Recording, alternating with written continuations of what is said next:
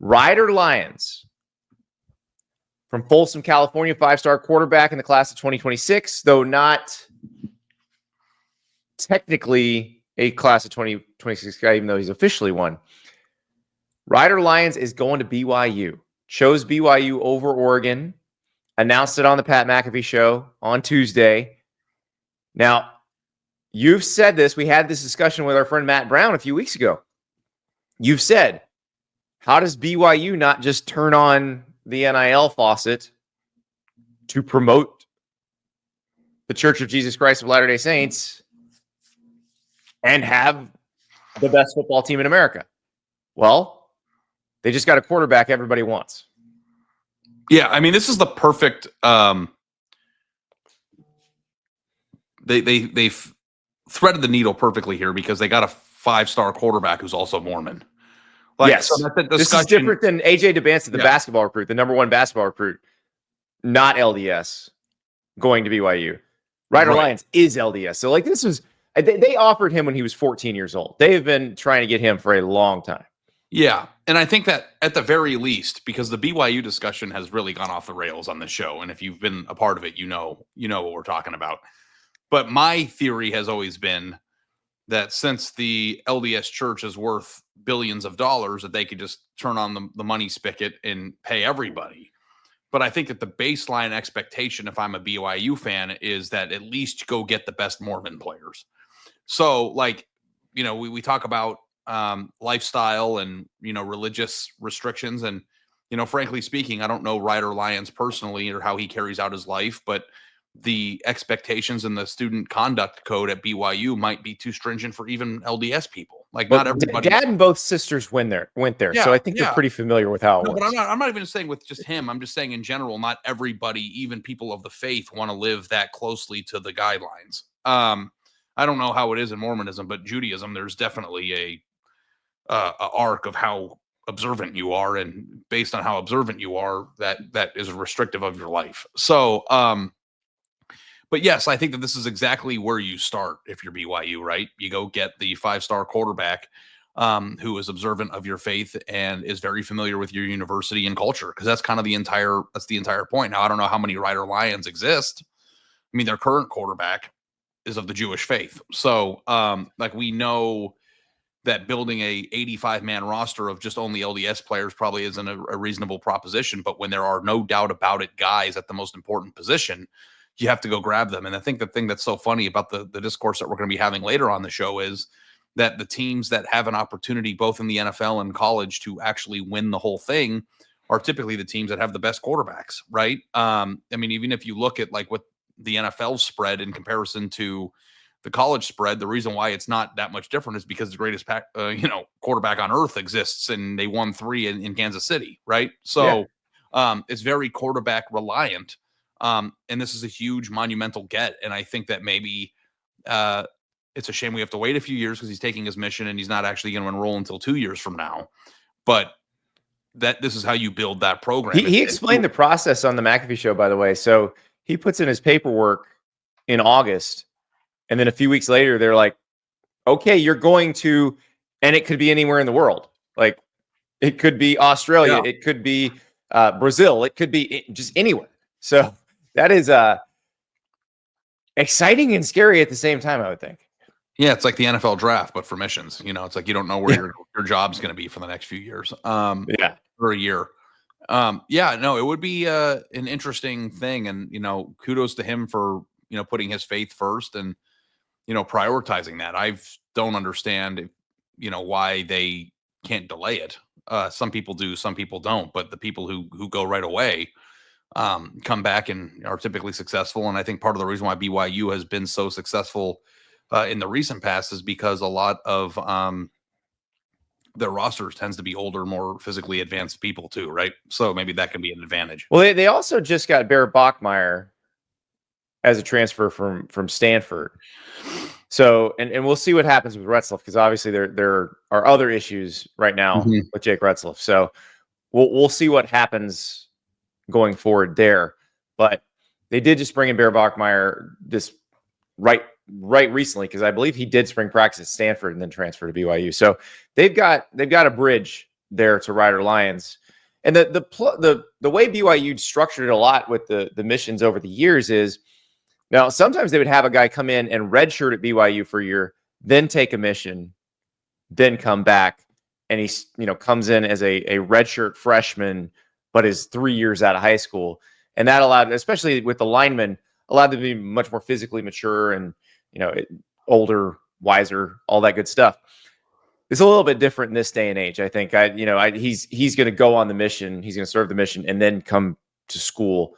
And this is a person who I would assume Ryder Lyons feels like he's got an NFL future, so he would have to ball out and make that decision, pretty quickly. Yeah, and the thing that I like about him, and I don't know, what his actual ceiling is in college, but the fun thing about him is that he plays like a psychopath, and I mean that in a complimentary way. In the nicest possible way. Off the walls, and really exciting. And I feel like that's like the exact type of offense that could, or player that could lead an offense in the Big 12 that could do some stuff. So, I don't know about accuracy and timing and holding on to the ball too long. I think that every, analyst or recruiting expert has different opinions on how far along he is in his game, but at the very least in the Big 12, somebody who can, escape pressure. You're watching these highlights here and step into the pocket, make people miss, run, throw. I mean, it's a really exciting proposition for BYU, and I'm excited to see if this, turns on an enthusiasm to try to build a real roster around him for 27, 28, and see what can happen there in Provo. So you talked to Ryder Lyons at OT7 in Dallas, and you actually asked him then about BYU, because obviously BYU was coming after him hard. Here's what he said.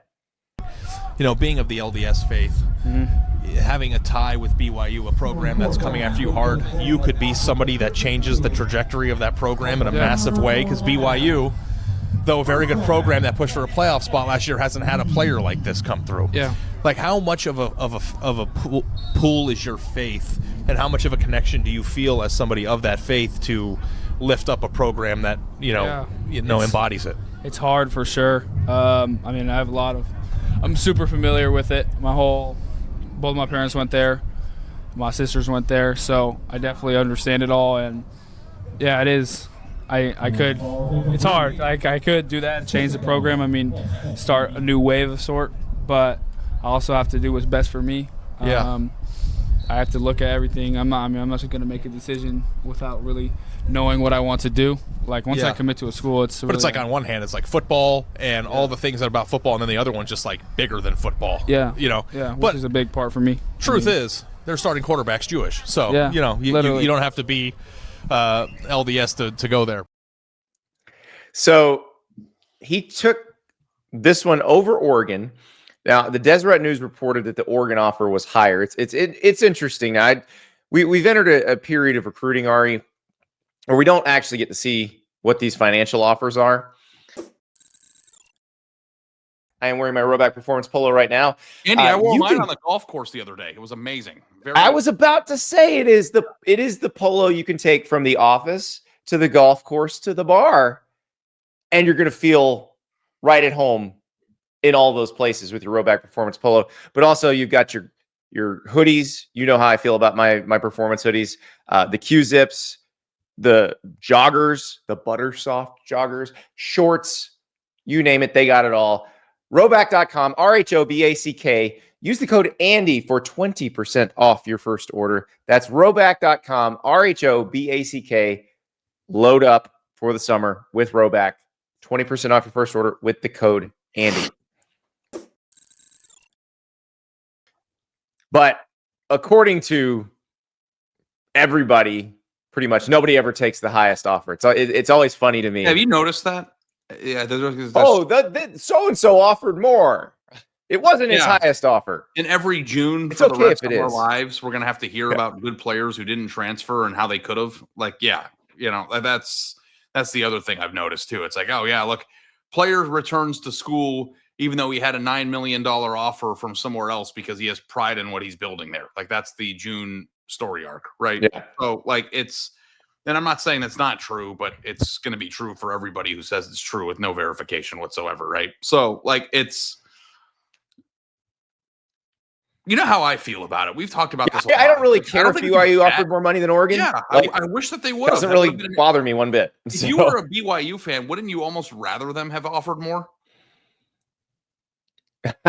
I guess. I mean, I don't know. It doesn't matter. Like, make a competitive offer and then let the person weigh the options. And that's what happened here. I would imagine that BYU, we don't know what the numbers are, but BYU's offer and Oregon's offer, I'd imagine, were both very competitive. So if I'm a BYU fan, I'm pretty excited about the fact that my program ponied up the money to be competitive with Oregon, competitive enough to win. Because I think that the NIL compensation and the way that he put it in that interview, we don't have that clip, but if you want to go watch it, you just type in, Ryder Lions into YouTube with my name and it'll come up. Was that like he was very forthcoming about importance of NIL and financial stability and how much it matters to people like him, and why people shy away from acknowledging and talking about it is because they don't want to be perceived as soft or perceived as, a bad person who only, prioritizes money. No, it's good that BYU is paying him enough to get him to go there. And, I understand too that loyalty to a faith or loyalty to a family lineage, having, parents and siblings who went there is all really important. And maybe that gives them a discount. But I promise you one thing, BYU ponied up money to get him there, because if they didn't, he wouldn't be going. He's got a huge social media following. I think he's got a massive TikTok following, all of which is designed to, build brand and encourage, compensation, and good for him. That's what I would be doing if I were him. So, I guess it's a badge of honor that you got somebody who loves your school so much that they don't want to take the most possible money. But I personally don't want to be a fan of a program that has to go bargain hunting and hoping that people will take discounts. I want my program to pony up and do what it takes financially to put me in a position to do it. Is that a fair thought? Hey, I just had a great sponsorship idea, Ari. Can we sponsor? Can we have? We'll put the word out and we'll give multiple companies a chance to bid on it. But here's what I'm envisioning: the TJ Maxx Trophy for the team that did the best bargain hunting. Yeah. But probably didn't win the national title. Yeah. I want JG Wentworth. 877 cash now. It's my money and I want it now. That's my kind of sponsorship. Well, this is gonna be fun to watch. Ryder Lions, we're gonna find out, I guess, in August or September where he's gonna go, and then he's gonna be off the grid per se for a while, because when you're serving a mission, that is your full-time job. So you ever watch hear back from him when he returns. You ever watch Beachfront Bargain Hunt? Have you ever watched that? Yes. Where they're condos for $120,000 in front of the ocean? Yes. I don't think anybody who's buying the $120,000 beachfront condo is going to get the national championship that comes with living in South Beach. Right.